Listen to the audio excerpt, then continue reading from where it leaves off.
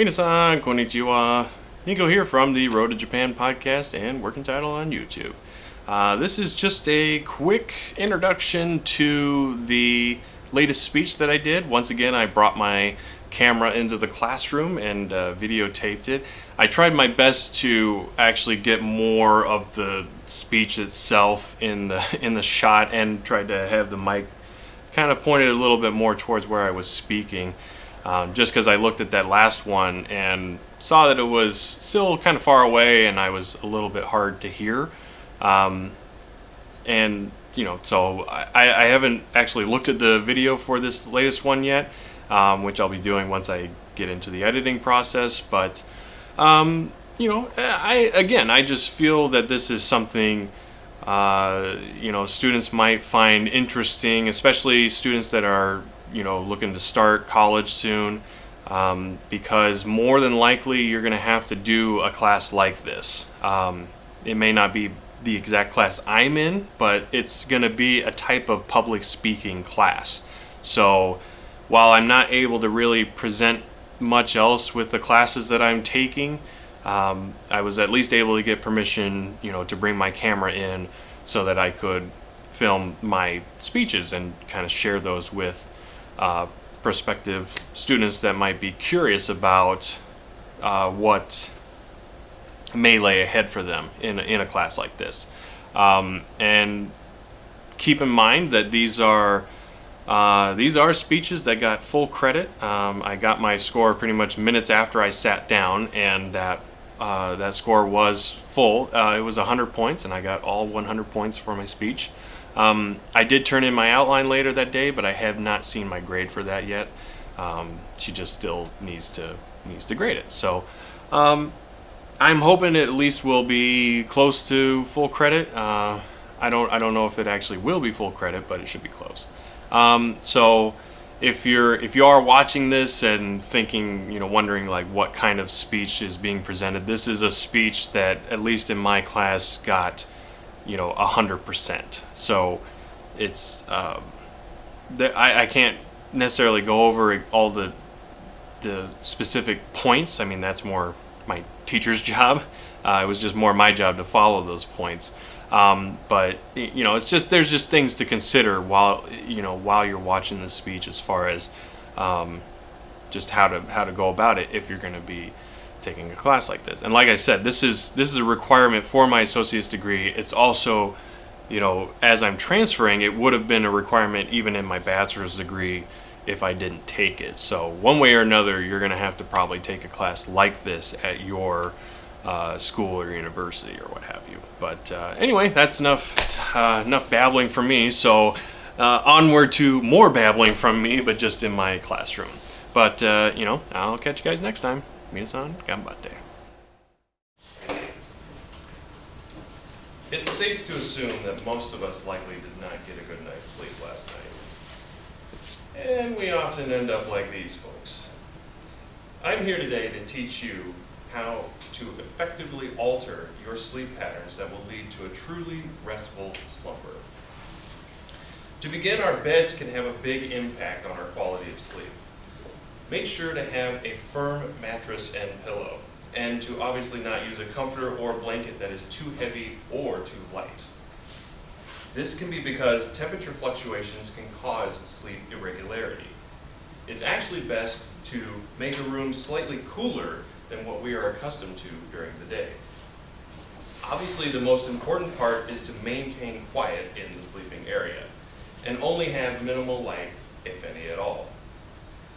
As children, our parents may have given us a warm glass of milk around bedtime. That is actually because milk is rich in tryptophan, the same chemical in turkey that makes Uncle Jim take a nap during Thanksgiving. The book Get a Good Night's Sleep by Catherine Albert lists alternatives containing tryptophan for those who are lactose intolerant. A good cup of herbal tea can make a good liquid substitute, but there are also foods rich in tryptophan as well. Foods such as almonds, peanuts, tofu, and various meats all contain tryptophan that can help us sleep. Distractions can be rampant as we are trying to sleep, and our clock may be one of them. If clock watching is a problem, then a clock simply should not be in the bedroom. Our pets can have alternative sleep cycles as well. If necessary, isolate them from the sleeping area if they're going to keep you awake.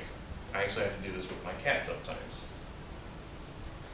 Now I know we all love our tablets, smartphones, and laptops, but these personal electronic devices will keep us awake at night. Darkness naturally makes the body sleepy, and the luminescence from these devices fools us into staying awake longer. A minimum of 1 hour is recommended for putting these devices away prior to sleep. Essentially, the longer, the better. Food and drink also have the ability to cause sleep interruption as well. A full stomach can encourage heartburn, which can obviously wake us up.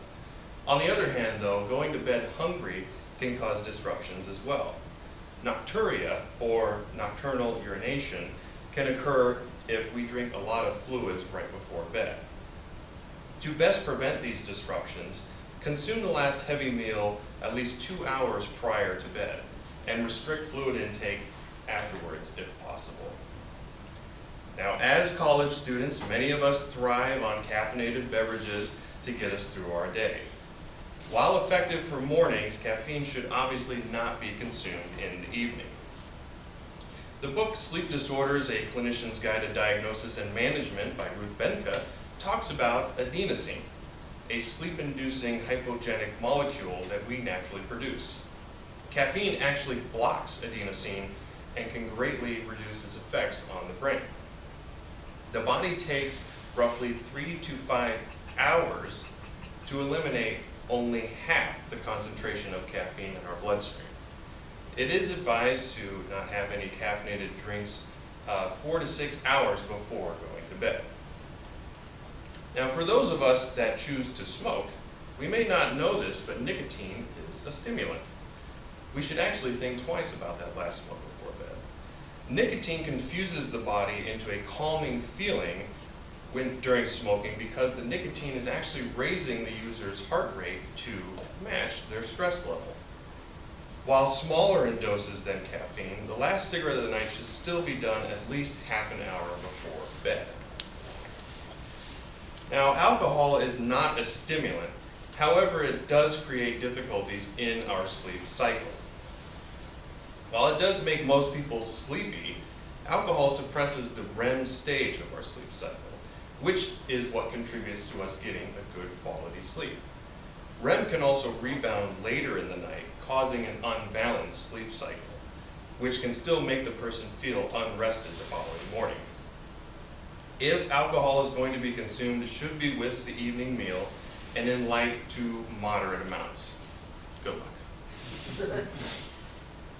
The book Sleep, Your Questions Answered by Renata Riha details why sleep hygiene can work wonders for the sleep cycle. Maintaining a regular sleep routine pattern can make a big difference.